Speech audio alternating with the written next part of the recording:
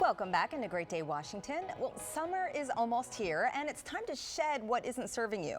But that's easier said than done. All right, luckily for you, we are joined by an expert on letting go of our toxic thoughts, habits, and those toxic relationships. We're going to welcome now Monica Berg, who is the best-selling author and host of the Spiritually Hungry podcast. Welcome to Great Day. Thank you. It's exciting to get to talk about this. Summer kind of brings out those feelings of starting new. You want to let go of some things that have been holding you back. How do you rethink love by maybe cleansing your mind through relationships, in relationships? How does it work? So I've been to 500 weddings and counting. What? Wow. Wow. Of people you don't know? Well, my husband officiates a lot of weddings. Oh, We do okay. it That's together. So I've seen that's people at every wonderful. stage of the relationship. The good, the bad, the ugly, Yes. something in between. And there's a lot of misconceptions about relationships out there, a lot of advice that we're given that is a recipe to make us unhappy. Things like who should pay for the date, who should ask the person out, happy wife, happy life, right? There's a lot of misconceptions, a lot of isms out there.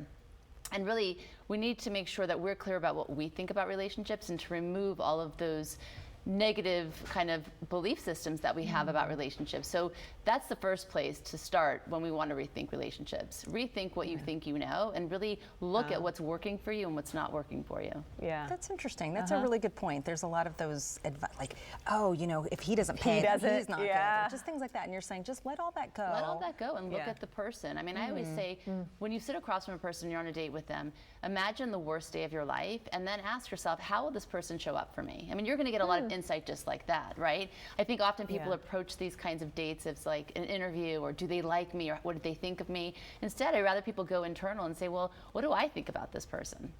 Okay, so that's on the first date. You're already thinking those things. Absolutely. Okay, how do you find that person?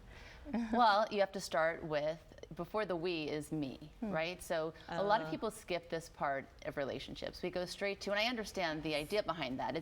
We think we have to go out looking for somebody to attract that person, but really we have to first become the person we want to attract.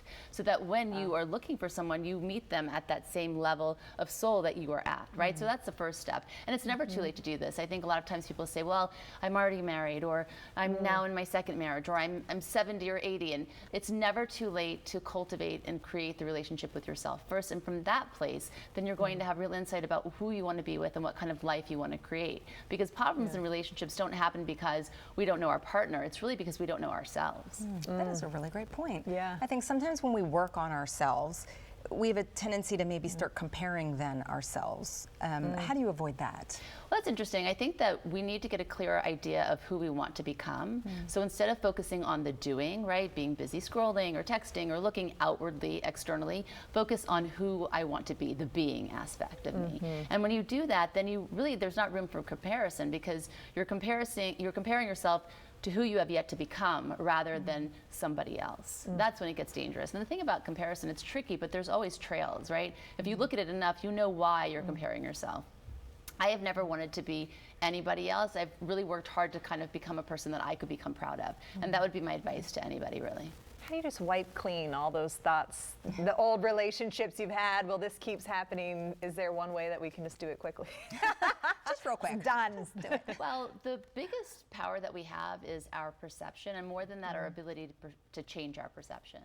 So it starts with honesty. Really be honest with yourself about how you feel in relationships, how you feel with your partner, or when you put yourself out there in a vulnerable way. And it goes back to really cultivating that space within yourself and allowing yourself to say, okay, I'm not happy about this, but I have the power to change it. And we all do.